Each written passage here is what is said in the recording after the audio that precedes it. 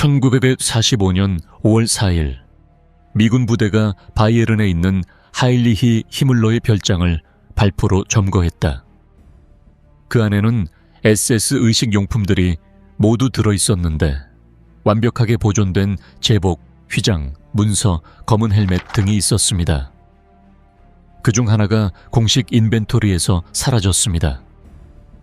그 후 몇 달 동안 제3제국에서 가져온 수천 점의 유물이 개인주택, 장관 사무실, 엘리트 보호소에서 제거되었다.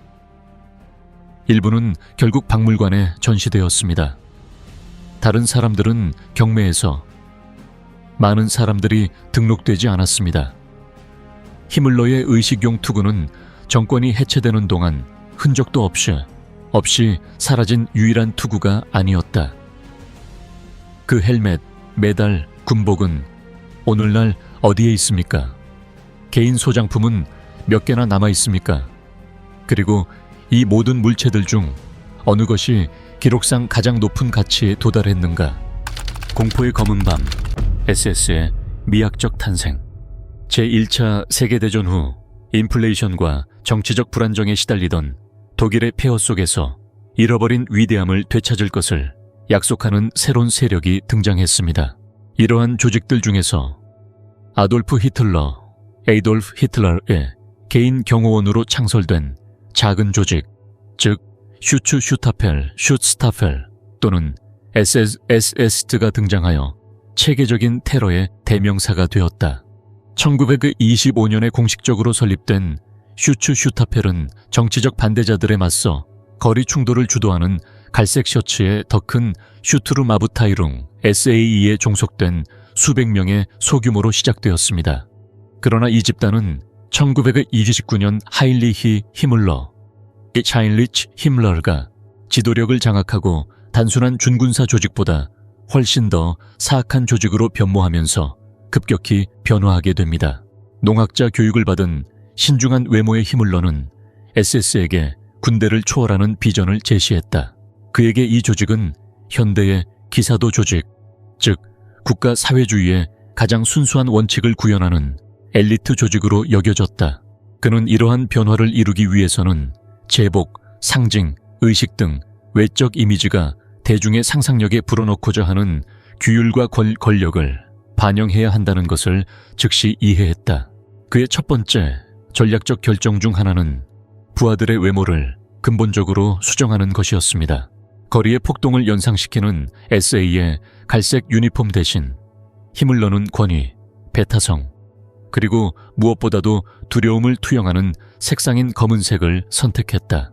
유럽에서 흑인은 이미 이탈리아의 베니토 무솔리니의 검은 셔츠와 관련이 있었으며 따라서 다른 파시스트 운동과 시각적 연결을 확립하는 동시에 조직의 독특한 정체성을 창출했습니다. 검은색을 선택한 것은 우연이나 고립된 것이 아닙니다. 유럽에서 파시즘이 부상하는 줄거리에서 어두운 색은 무술 규율과 폭력적 배제의 상징이 되었습니다. 이탈리아의 검은 셔츠, 루마니아의 철의 근위대, 그리고 나중에는 스페인의 팔랑해, 파란제도 어두운 색조를 채택하여 대중에 대한 심리적 영향을 이해했습니다. 그들은 존경을 명령하고 두려움을 불러일으키며 의식화된 소속감을 창출했습니다. 검은색의 사용은 실용적일 뿐만 아니라 의사소통적이었습니다. 여전히 높은 문맹률이 있는 대륙에서 검은 제복은 그 자체로 대변했다. 검은색 SS 유니폼은 매우 정확하게 디자인되었습니다. 이미 나치당과 협력하고 있던 섬유 회사인 휴고 보스라는 회사는 엄격한 미적 가이드라인에 따라 수천 벌의 의류 생산을 의뢰받았다. 그 결과 수수한 옷이 완성되었고 완벽하게 맞았으며 착용자에게 거의 조각적인 느낌을 주는 뚜렷한 선이 있었습니다. 각 요소는 차가움, 인종적 순수성, 의심의 여지가 없는 권위를 전달하기 위해 계산되었습니다. 그러나 유니폼은 히물러가 구축하고 있던 시각 언어의 시작에 불과했다. SS의 가장 상징적인 휘장은 토텐코프 두개골로. 이 두개골은 여러 세대에 걸쳐 독일군에서 복무했던 프로이센 경기병 부대에서 물려받은 상징입니다.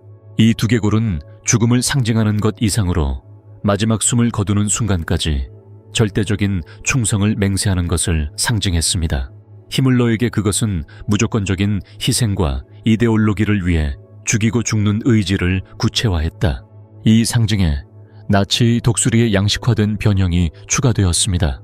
정권의 다른 분파들은 전통적인 라이히사들러를 사용했지만 SS는 타이포그래퍼 월터 핵이 만든 상징인 이중 SS룬을 항상 동반하는 더 각지고 공격적인 선이 있는 자체 버전을 디자인했습니다.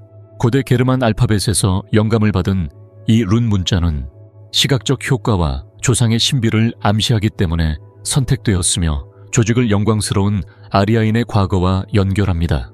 1931년부터 히물러는 배타적인 느낌을 강화하기 위해 정교한 의식, 인사 및 의식 시스템을 구현하기 시작했습니다. 신체 검사, 3대까지의 계보 검증, 사상평가를 포함한 엄격한 입학 절차를 통과한 회원들은 히물러가 직접 전달한 해골 반지를 받았다. 그의 말을 빌리자면 SS는 미래의 게르만 귀족 계급이 될 것이었으며 혈통과 총통에 대한 절대적인 충성을 통해 영속되는 엘리트 조직이었다.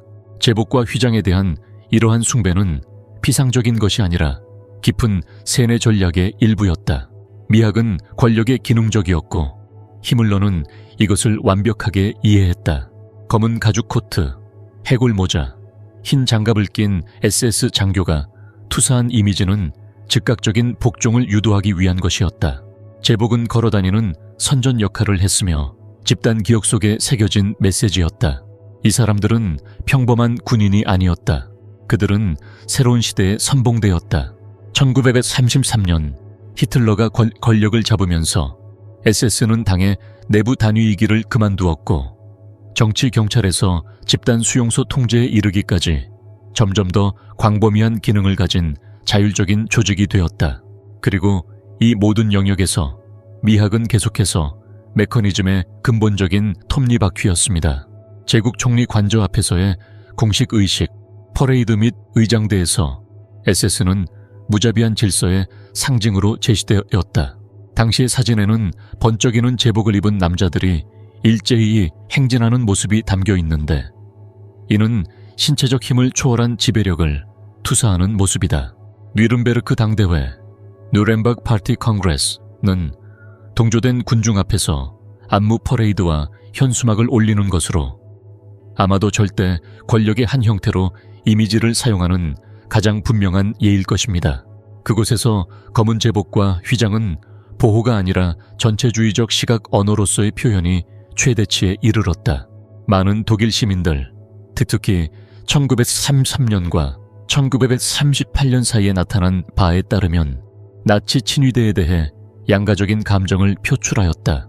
두려움의 대상이었지만 그 구성원들은 흠잡을 데 없는 태도, 계산된 냉정함, 부패하지 않는다는 생각으로 존경을 받았습니다.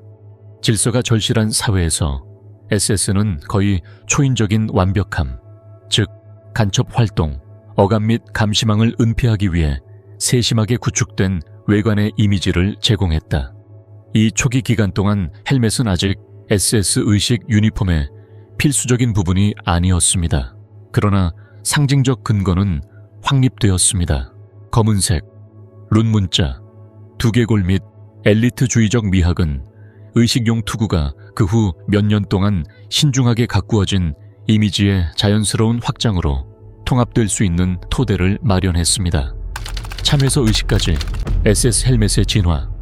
슈츠타펠이 사용하는 헬멧의 역사는 군사 장비의 영역을 초월합니다. 거리의 폭력 속에서 탄생한 조직이 꼼꼼하게 설계된 테러 도구로 변모하는 과정을 반영하는 이야기다. 제1차 세계대전의 녹슨 흔적부터 반짝이는 의식 조각에 이르기까지 이러한 물건들의 여정은 권력의 미학에 대한 집착에 대한 이야기를 들려줍니다. 1978년 세계대전이 끝났을 때 독일은 군사적 패배뿐만 아니라 내부 붕괴의 직면에 있었다. 정치적, 사회적 혼란으로 인해 자유군단 프레이코르프스로 알려진 자율적인 무장단체가 확산되었는데 이 단체는 주로 해산된 퇴역 군인들로 구성되었으며 이들 중 다수는 매우 급진화되고 반아떼예판 마르크스주의적이었다. 이 준군사 조직들은 신생 SS를 포함한 미래의 국가 사회주의 조직을 위한 인력과 장비의 첫 번째 온상이 되었다. 프레이코르프스는 세계대전 중에 제조된 M66 및 M-하카엔 헬멧을 대량으로 물려받았습니다. 스탈 헬멧으로 알려진 이 헬멧은 눈에 띄는 앞 바이저, 목덜미에 낮은 치마, 옆으로 리벳이 달린 귀덮개가 있는 독특한 모양이 특징입니다. 원래는 참에서 포격으로부터 병사들을 보호하기 위해 고안되었지만 그들의 명백한 프로필은 곧 독일 병사의 희생과 정력의 상징이 되었고 전후 민족주의적 상상의 중심이 되었습니다. 베르사유 조약의 규정에 따라 독일 돌격 집단인 슈토스트루펜, 에스토스트루펜이 해체되었을 때 그들의 선체는 자유군단에 의해 재사용되었고 그 후 많은 선체가 초기 슈투르마브텔룽, 슈투맙테일룽, SA과 더 정계적인 슈투츠 슈타펠, 슈스타플, SS의 손에 넘어갔다. 1920년대 초반 SS는 정규군의 무기 공급에 대한 공식적인 접근이 없었기 때문에 장비를 재활용하는 것은 미적인 선택이 아니라 실용적인 필수품이었다. 1929년 하인리히 히물러가 SS의 지휘권을 잡았을 때 모든 것이 급격히 바뀌었다. 그는 다른 사람들처럼 상징, 제복, 의식의 중요성을 이해했다. 그의 비전은 군대를 넘어 현대 게르만 기사도 질서, 즉 인종적으로나 이데올로기적으로 순수한 군대를 건설하여 이미지를 포함한 모든 영역에서 지배력을 투사하고자 했습니다. 이 단계에서 SS가 사용한 헬멧은 계승된 모델의 이질적인 뒤죽박죽을 구성했습니다. 일부는 오리지널 M16이었고 다른 일부는 M27의 오스트리아 또는 체코슬로바키아 버전이었고 일부는 서스펜션 시스템과 갱신된 내부 벨트로 약간 개선된 M28 모델이었습니다. 히물러는 그것들을 복구하고 복원하고 수정하여 그가 자신의 조직을 위해 정의하고 있던 검은 의식의 미학에 순응하도록 명령했습니다. 이 재설계의 중요한 단계 중 하나는 SS 드레스 유니폼의 나머지 부분과 마찬가지로 헬멧을 유광 블랙으로 도색하는 것이었습니다. 이 단순해 보이는 변화는 정규군의 회색 헬멧과 시각적으로 구별되었을 뿐만 아니라 나치 기구 내에서 지위의 상징으로 변형시켰습니다. 보수공사는 나치당 장비의 품질을 인증하는 중앙사무소인 RGM의 라이츠메이스테레이의 감독을 받았다. RGM은 미적 검사관으로서의 역할뿐만 아니라 상징적 통제의 관료적 무기로서의 역할도 했습니다. 공인된 제조업체에 라이선스를 발급하고 생산 공정을 감사하고 물체의 공식 출처를 보장하는 내부 마크를 부여했습니다. SS 헬멧의 진위 여부는 외관에만 의존하는 것이 아니라 착용자의 눈에 헬멧을 정당화하는 보이지 않는 인장에 달려 있습니다. 1933년에서 1935년 사이 나치가 이미 권력을 장악하고 있었기 때문에 SS를 위해 특별히 설계된 헬멧의 제한된 생산이 시작되었습니다. 수집가들 사이에서 M28 RGM으로 알려진 이 헬멧은 이전 모델을 기반으로 했지만 엄격한 상징적 기준에 따라 개조되었습니다. RGM은 이 헬멧의 내부 표시를 부여하기 시작하여 SS 계급 내에서 진품을 보증했습니다. M28 RGM 헬멧은 빠르게 독특한 조각이 되었습니다. 일부는 명시적으로 제조되었습니다. 다른 것들은 수정 후 RGM 승인을 받은 복원된 구형 모델이었습니다.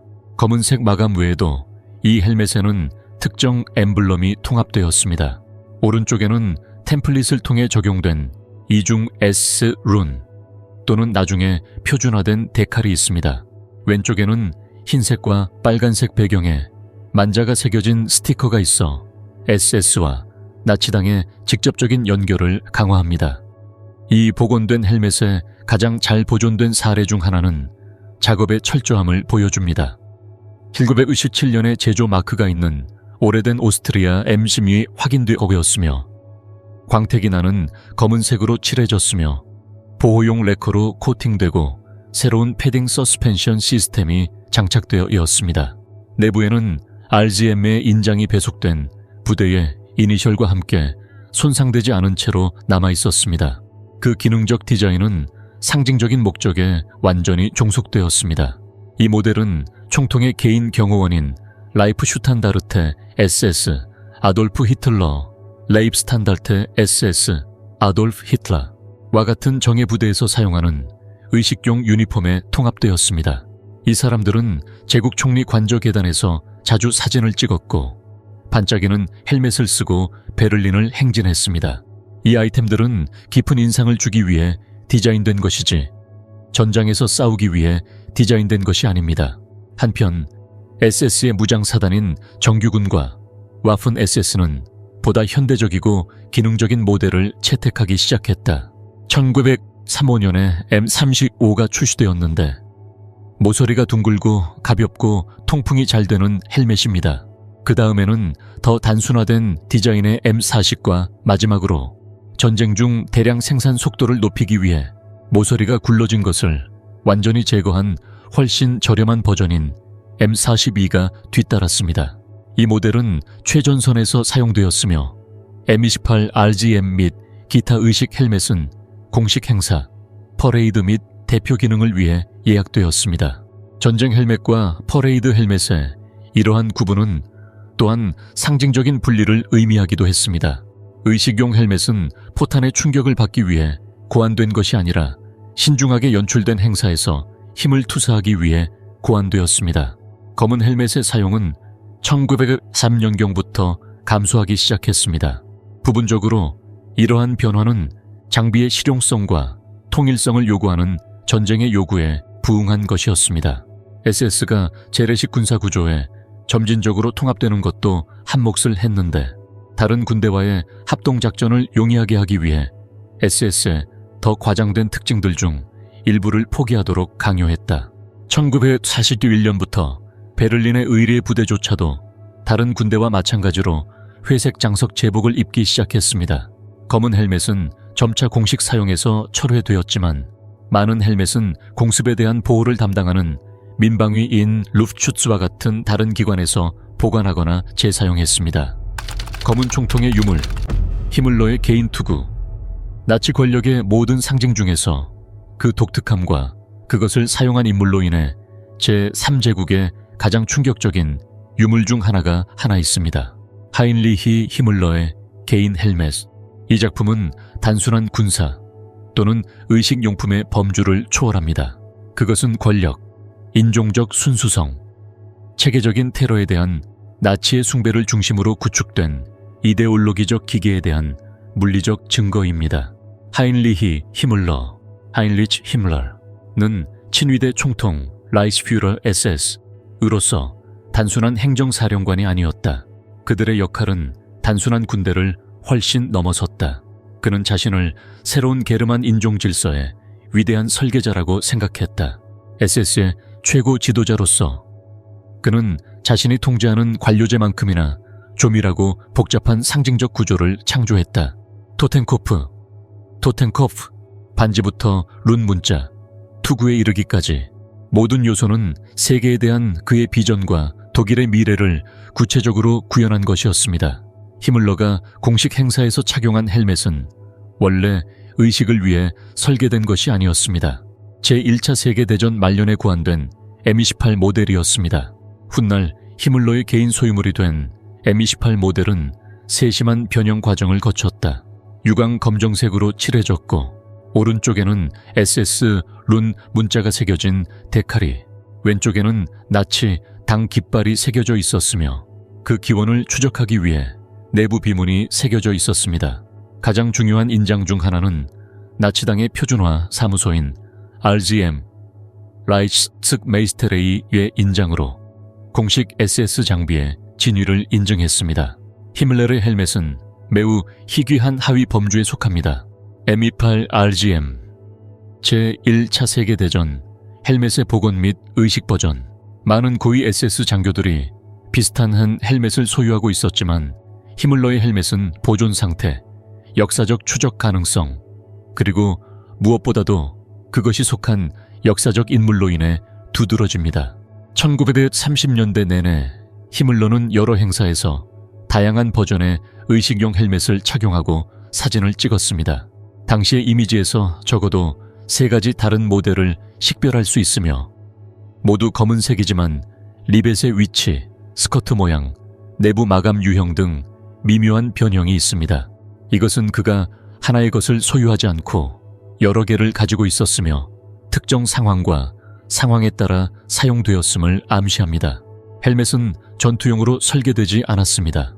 그것은 권위, 인종적 순수성, 깨지지 않는 질서를 투사하기 위해 세심하게 조직된 의식 복장의 일부였습니다.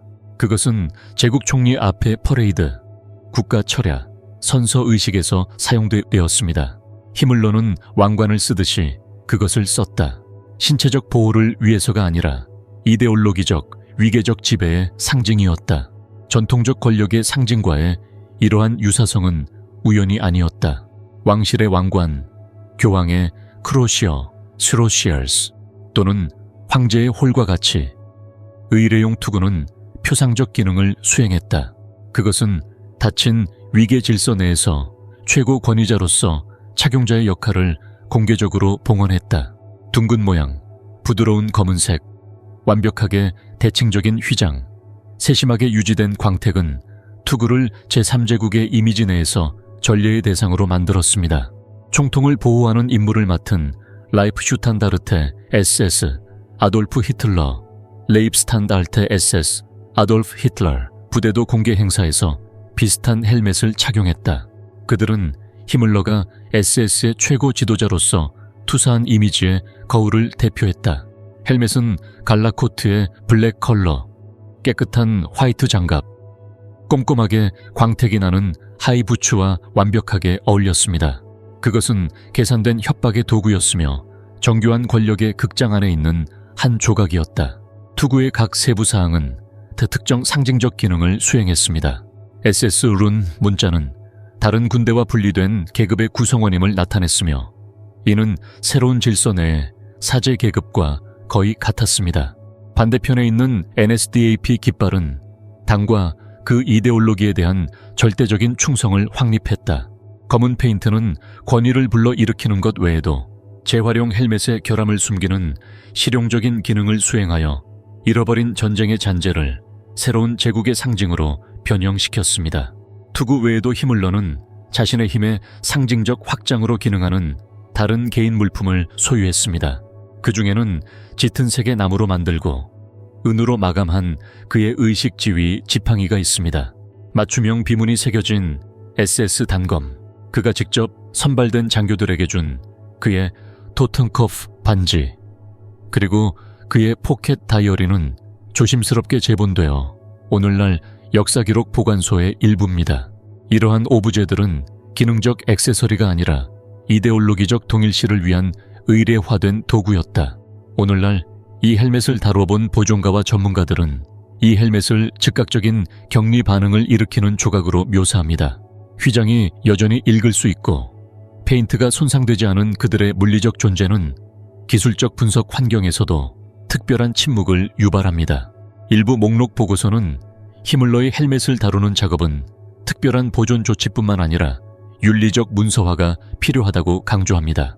헬멧에 대한 모든 개입은 정확하게 기록되며 그것이 역사적 대상일 뿐만 아니라 범죄 권력 시스템의 물질적 증거라는 것을 이해합니다. 약탈당한 요새, 히물러의 몰락과 전리품. 1945년 봄은 제3제국의 결정적인 붕괴를 의미했다. 소련군은 베를린을 거리별로 점령했고 연합군은 독일 서부와 남부에서 진격해왔다. 광범위한 파괴 속에서 나치 지도자들의 체포와 그들의 재산 점령은 연합국에게 전략적, 상징적 가치의 목표가 되었다. 이러한 표적 중에는 바이에른 알프스에 있는 하인리히 히물러, 이 하인리히 히물러의 개인 주택이 있었습니다. 전쟁이 끝나갈 무렵 하인리히 히물러는 히틀러와 점차 거리를 두기 시작했고 독자적으로 협상할 수 있는 지위를 찾아 독일 북부로 이주하였다.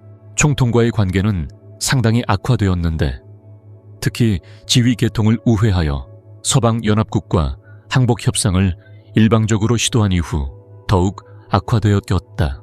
히물러가 포위된 베를린을 떠날 때 독일 남부에 있는 그의 재산은 무방비 상태가 되어 연합군의 징역에 취약한 상태로 남았다. 아내 마르가레테와 딸 구두룬으로 구성된 그의 가족은 1945년 4월 말에 그문트 암 테게른제 지문트 암 테겐세의 마을을 서둘러 떠났다. 그들은 가능한 한 모든 것을 채 싣고 남쪽으로 도피하여 여전히 부분적으로 독일의 지배하에 있는 이탈리아 북부의 안전한 피난처에 도착하기를 희망하였다.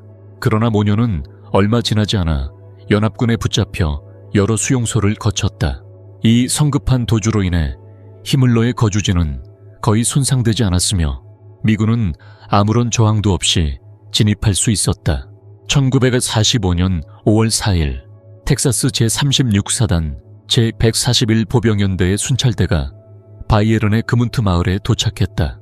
그림 같은 테게른제 호수 기슭에 위치한 히물러의 빌라는 몇 년 전에 개조된 호화로운 저택으로 영구 경비 초소와 공습 대피소를 갖추고 있습니다.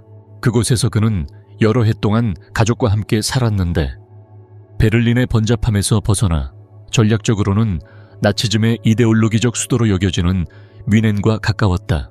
미군이 발견한 것은 나치 기념품의 진정한 보물창고였습니다. 친위대 제복, 군화, 장갑, 깃발, 메달, 가족 사진 앨범, 개인 문서, 심지어 히물러가 손으로 쓴 편지까지 모두 갖추어야 한다. 그들은 또한 여러 개의 검은 의식용 투구를 발견했는데 그중 많은 것들이 완벽한 상태로 보관되어 있거나 벽장에 정리되어 있거나 명백한 상징적이고 의식적인 목적을 가진 방에 배치되어 있었습니다. 연합군 사령관들은 역사적 또는 증거적 가치가 있는 물건의 반취를 규제하기 위한 규약을 수립하려고 노력했지만 실제로 나치의 재산에 대한 약탈은 많은 병사들에게 일상적인 활동이 되었다. 그것은 단지 상징적인 복수 행위가 아니라 전쟁 전리품, 즉 배지, 군복, 개인 무기 및 패배한 정권의 지도자들과 직접 연결된 물건에 대한 적극적인 수색이었습니다. 군인들은 이러한 물건들을 반드시 역사적이거나 박물관적으로 가치가 있는 작품으로 간주하지는 않았습니다. 많은 사람들에게 그들은 연합군의 승리에 개인적으로 참여했다는 증거로 제3제국의 유형의 조각을 가져갈 수 있는 독특한 기회를 의미했습니다. 이 물건들은 전우들 사이에서 교환되거나 비공식적으로 판매되거나 전쟁의 특별한 기념품으로 가족에게 우편으로 보내졌습니다.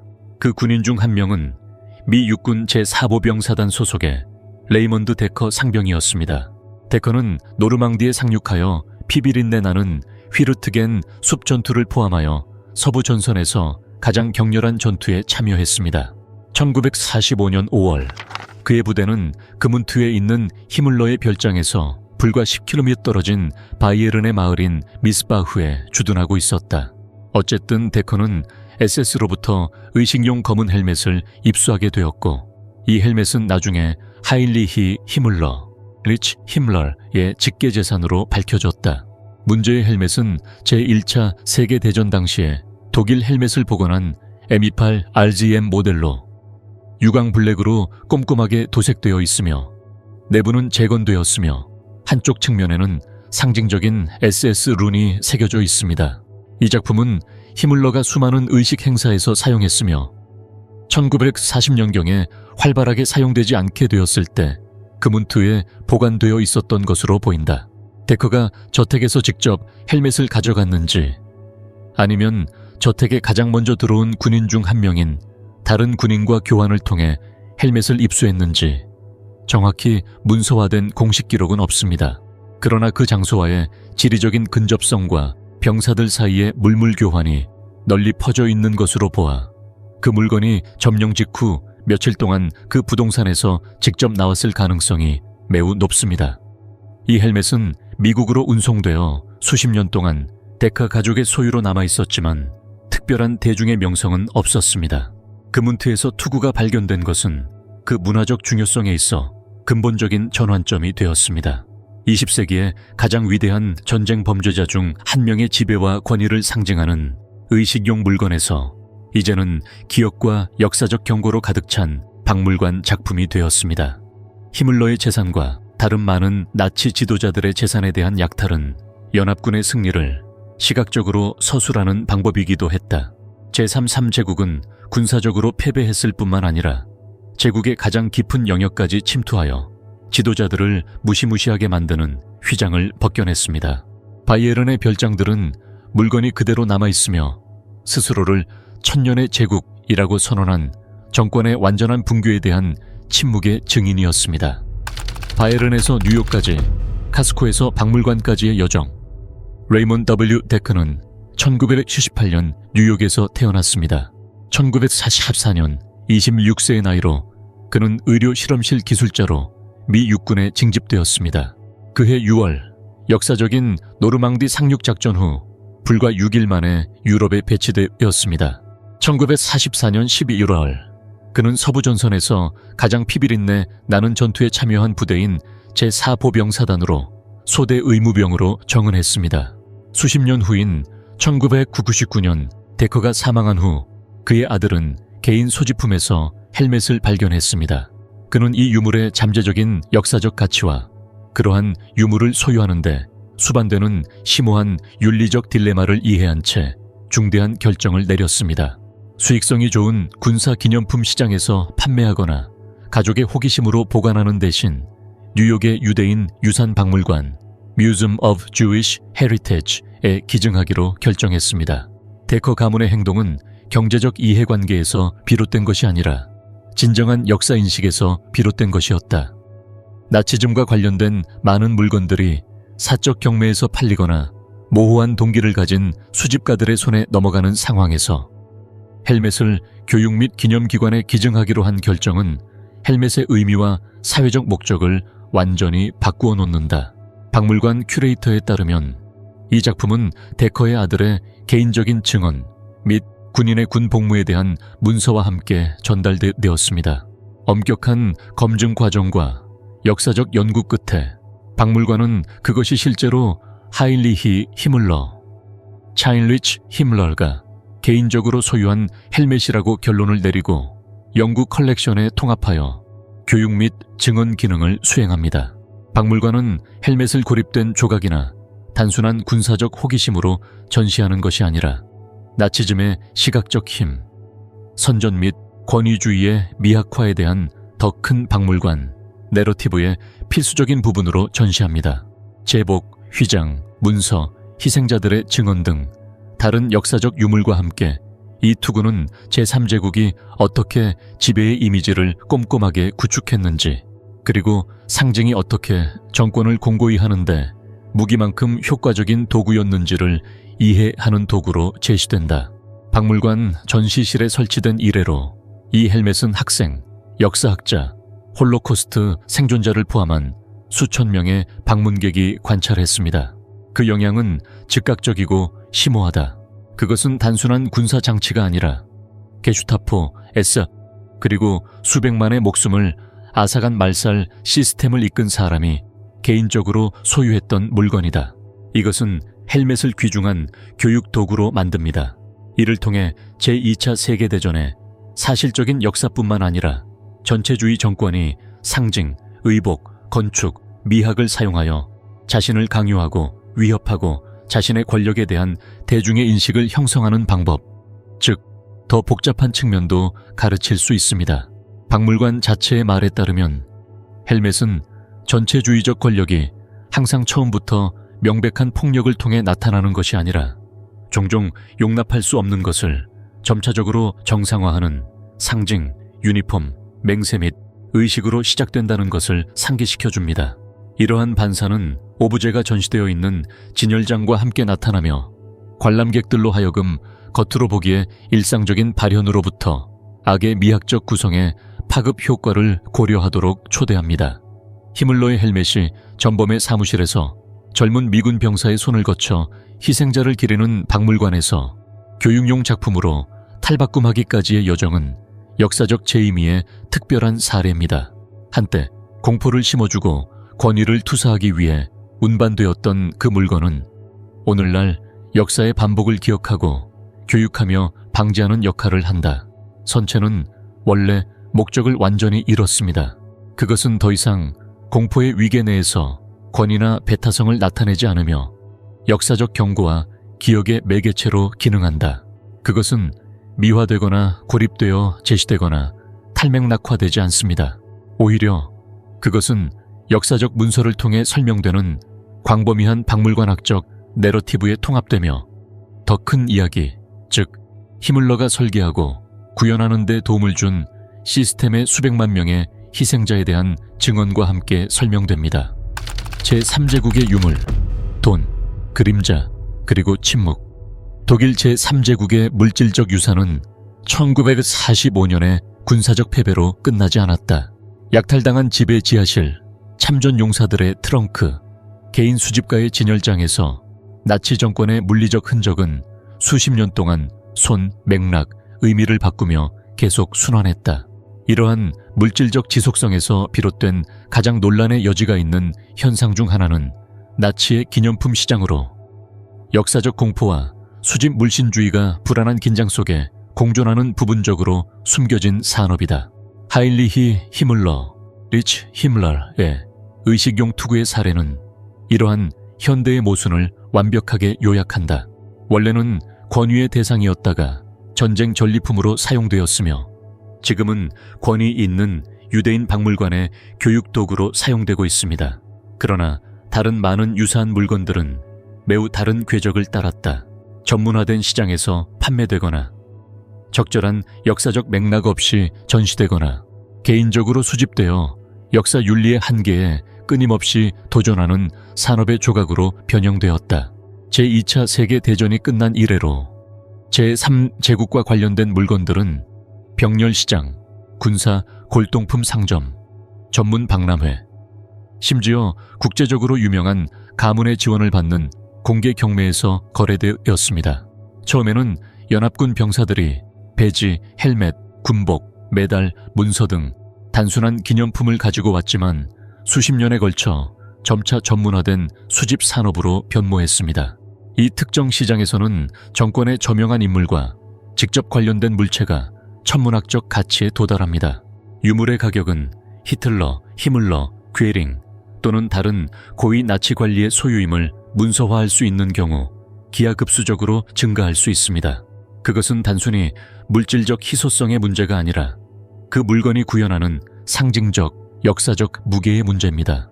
예를 들어 표준 SS 제복은 오늘날 시장에서 수천 달러에 팔릴 수 있습니다.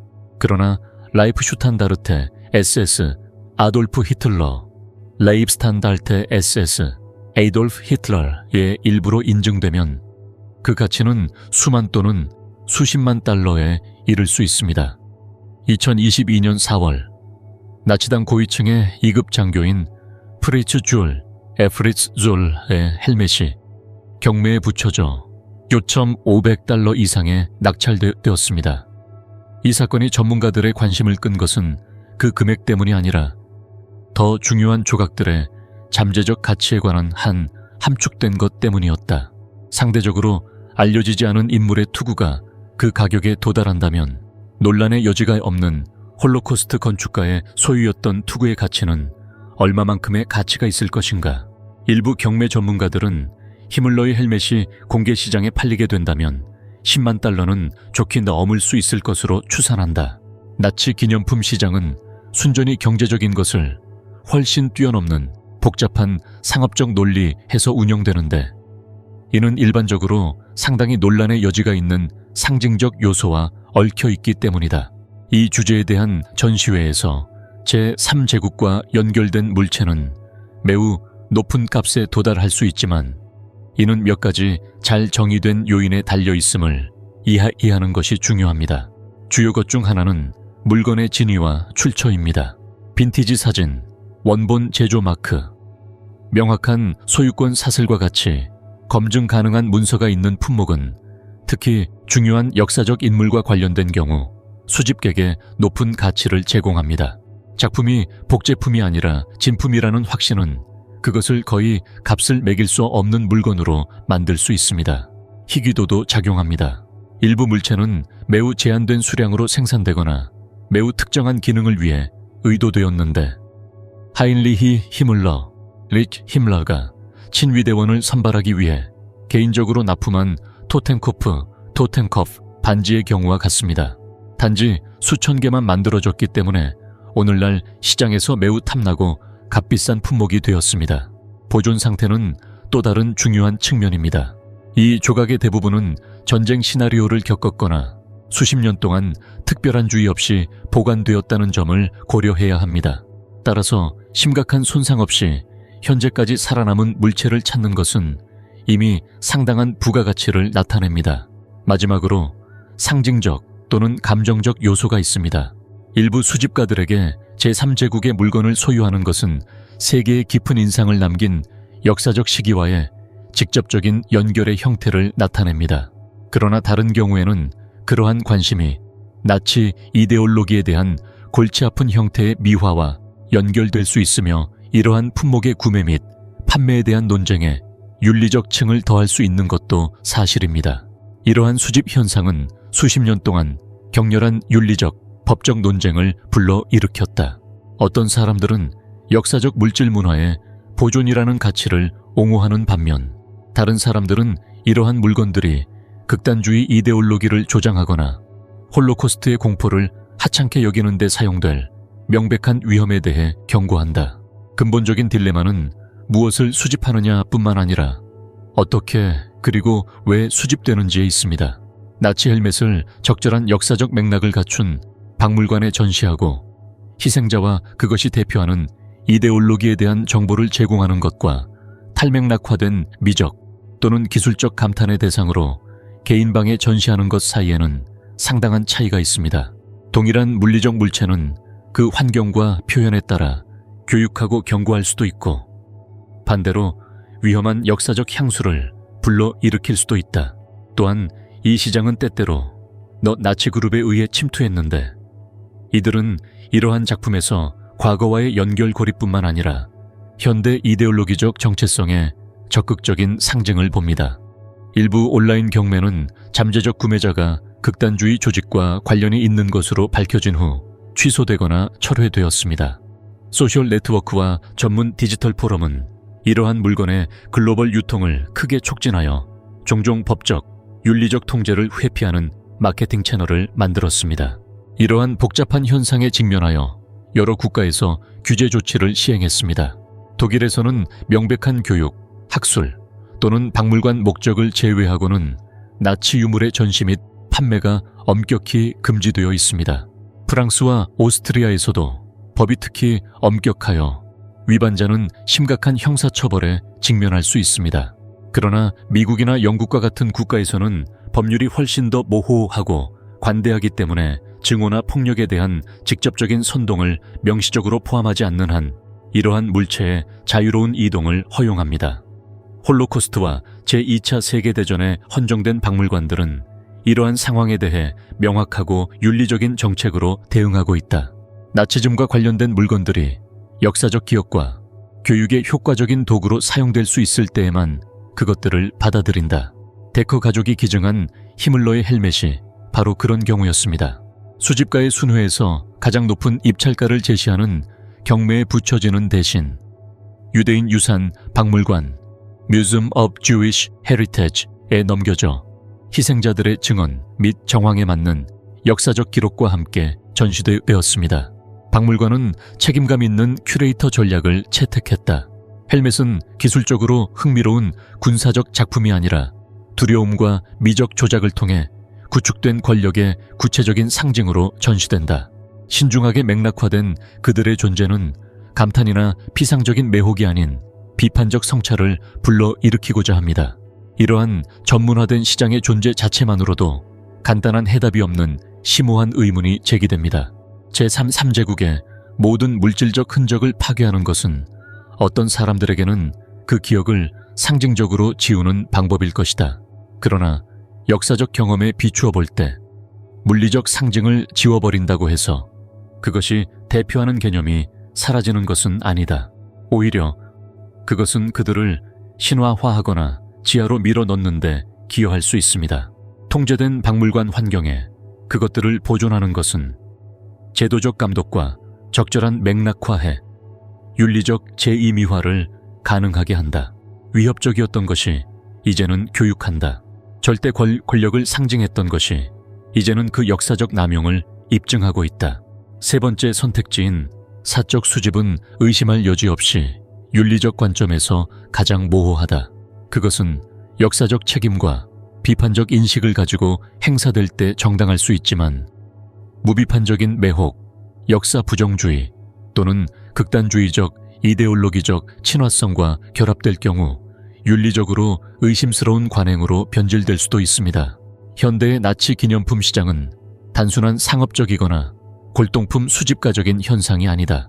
그것은 현재 우리 사회가 연대순으로 점점 더 멀어지지만 현재 계속해서 그림자를 들이우고 있는 트라우마적인 과거와 어떻게 관련되어 있는지를 보여주는 거울입니다. 권위주의적 담론, 극단적 민족주의, 역사 수정주의의 세계적인 부활로 특징 지어지는 시대에 우리가 이러한 대상을 다루는 방식은 우리가 집단적으로 기억하고자 하는 많은 것을 드러냅니다. 또는 편리하게 잊어버릴 수 있습니다. 제3제국의 목록화, 나치 물품의 목록화. 제3제국의 무조건적인 항복은 그 지배를 지탱해온 물질적 장치를 즉각적으로 종식시키지 않았다. 무너진 벙커, 버려진 장관 집무실, 나치 고위 사령관의 거주지에는 군복, 현수막, 문서, 휘장, 무기, 헬멧, 사진 등 수천 점의 물건이 남겨져 있었습니다. 이러한 각 흔적에는 나치의 권력 구조, 내부 작동 방식 및 집행자의 신원에 대한 관련 정보가 포함되어 있습니다.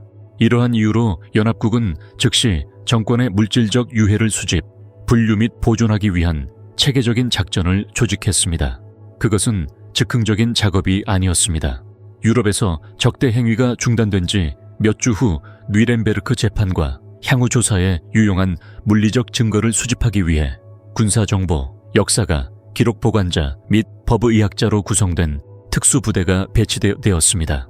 목표는 이러한 물체의 파괴 또는 분산을 방지하고 잠재적인 증거 가치가 있는 모든 자료가 기관 구류로 간주되도록 하는 것이었습니다.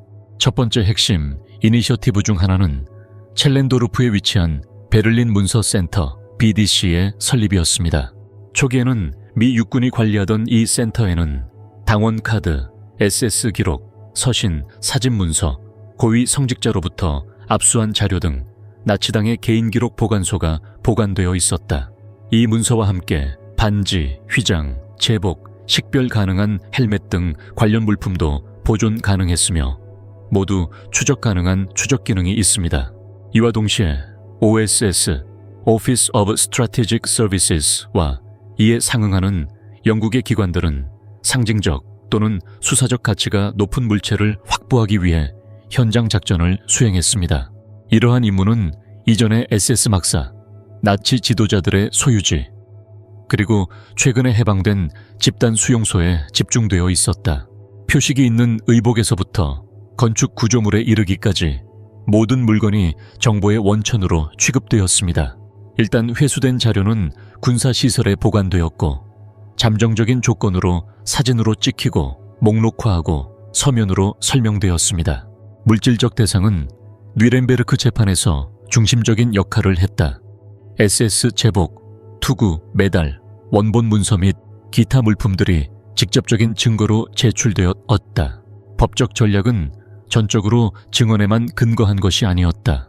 물리적 물체의 가치와 그 자국, 인장 및 물질성은 반박할 수 없는 증거를 제공했다. 일부 헬멧과 군복은 피고인들을 전쟁 범죄에 연루된 특정 부대와 직접 연관시키는 역할을 했다. 실험이 끝난 후 이러한 유물 중 많은 수가 연합군 기지에 보관되었습니다. 일부는 파괴되었는데 특히 이데올로기적 재전유에 취약한 것들이 그러했다. 다른 것들은 법원 증거 또는 민감한 자료로 분류되어 수십 년 동안 창고에 보관되었습니다. 어떤 경우에는 이러한 물체가 나중에 나치 범죄자의 탈출, 중립국가의 협력 네트워크 또는 전후 비밀 프로그램에 통합된 과학자의 모니터링과 관련된 연구에 사용되기도 했습니다. 냉전 기간 동안 이러한 물건의 가치는 재정이 되었습니다. 그것들은 더 이상 패배한 정권의 흔적이 아니라 정치적, 이데올로기적 연결을 분석하기 위한 핵심 조각이 될 수 있었다. 대상은 상징적 가치뿐만 아니라 이동, 계층 구조 및 물류 구조에 대한 구체적인 지표로 검토되었습니다. 1970년대부터 일부 파일은 부분적으로 기밀 해제되었습니다. 학술기관, 박물관 및 기억에 전념하는 단체는 이러한 자료에 대한 접근을 요청했습니다. 일부 유물은 공식적으로 공공기관으로 이전되었고, 다른 물품은 정치적 또는 사법적 민감성 때문에 정부의 통제하에 남았습니다. 독일에서는 연방기록보관소 분데스알치히브가 이러한 유물을 보존하는 데 주도적인 역할을 했다. 유니폼, 엠블럼, 깃발 및 헬멧을 포함한 3차원 물체를 담당하는 특정 부서가 만들어졌습니다. 이러한 요소들은 보존, 식별 및 디지털화에 대한 엄격한 프로토콜의 적용을 받았으며 이를 국제 역사 연구에 개방된 다큐멘터리 기록에 통합하기 위한 목적으로 수행되었습니다. 동시에 나치 기념품의 법의학적 진위를 전문으로 하는 분야가 등장했다. 이 작업은 암시장으로 향하는 위조품의 확산에 대응하여 수행되었습니다. 방법에는 안료의 화학 분석, 금속 합금 연구, 비문의 현미경 평가 및 분광법이 포함되었습니다. 특정 물체는 원래 시대에 사용할 수 없었던 최신 구성 요소가 있는 경우 가짜로 폐기될 수 있습니다. 이러한 기술적 절차는 최근의 사법 상황에서도 적용되었습니다. 2015년 오스카 그로닝에 대한 재판에서 아우슈비츠의 물건들이 기소의 일부로 제시되었다. 그 기능은 미학적이거나 상징적인 것이 아니라 증거였습니다. 그 목적은 가용한 중대성을 통해 특정 작전 구조에서 피고인의 위치를 강화하는 것이었다. 파일의 디지털화와 함께 새로운 기술이 통합되기 시작했습니다. 아롤센 아카이브, 에이롤센 아카이브스와 EHRE와 같은 플랫폼은 역사적 대상의 고해상도, 이미지와 그에 따른 메타데이터가 포함된 데이터베이스를 개발했다. 이러한 기록을 통해 궤적, 물류 네트워크를 재구성하거나 번호 매기기, 비문, 이음사회 또는 산업마크와 같은 보조 요소를 통해 개인 연결고리를 식별할 수 있습니다. 전후의 혼란 속에서 분실되거나 도난당한 일부 물건은 수십 년 후 개인 소장품, 골동품 상점 또는 국제 경매에 다시 나타났습니다. 어떤 경우에는 그들의 재발견이 소유권, 출처 및 사용에 대한 법적 분쟁을 촉발했습니다. 이 유물들의 운명은 제도적 회복, 박물관 보존 또는 그보다는 덜하지만 사법적 압류에 이르기까지 다양했다. 이러한 물건에 대한 처리는 제도적 윤리적 문제가 되었습니다. 그 가치는 미학적이거나 역사적인 것뿐만 아니라 범죄 조직의 물리적 문서로서 증거로 기능하는 능력이 있습니다. 이러한 이유로 아카이브 정책은 통제된 사용, 상황별 큐레이션 및 엄격한 보존의 매개 변수를 설정했습니다. 뉴욕에 보존된 히물러의 헬멧은 추적성, 법의학적 진위 및 교육적 재편성으로 볼 때 예외적인 사례입니다. 그 기원, 의식적 용도 및 발견의 맥락을 결정할 수 있는 가능성은 그 희귀성 때문이 아니라 적절한 조건에서 보존되고 전시될 수 있도록 하는 제도적 틀 때문에 이 작품을 의미 있는 작품으로 만들었습니다. 1945년 이래로 수천 개의 유사한 물체가 서로 다른 궤적을 따랐습니다. 일부는 공공소장품의 일부이고 다른 일부는 제한된 구금 상태로 남아 있습니다. 그것들은 모두 지배의 도구로서 상징을 우선시하는 이데올로기적 체계의 목록을 구성한다. 물질적 유물을 통한 이 체계의 재구성은 과거를 정확하게 기록하는 것뿐만 아니라 일어난 일을 부정하거나 잘못 전달하거나 하찮게 여기려는 현대의 시도를 해체할 수 있게 해주었다. 민간 및 군사기록 보관소의 손에 있는 제3제국의 목록은 향수를 불러일으키거나 장식적인 기능을 수행하지 않습니다.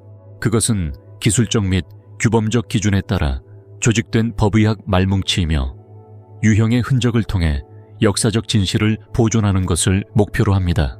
모든 일련 번호, 모든 브랜드, 꿰매어진 모든 라벨은 공포의 구조를 간직하고 있습니다. 문서화되고 통제되고 접근 가능한 존재는 역사적 지식이 구두 또는 텍스트 증언에만 전적으로 의존하지 않고 사실의 물질적 지속성에 의존하도록 보장하기 위한 제도적 노력의 일부입니다.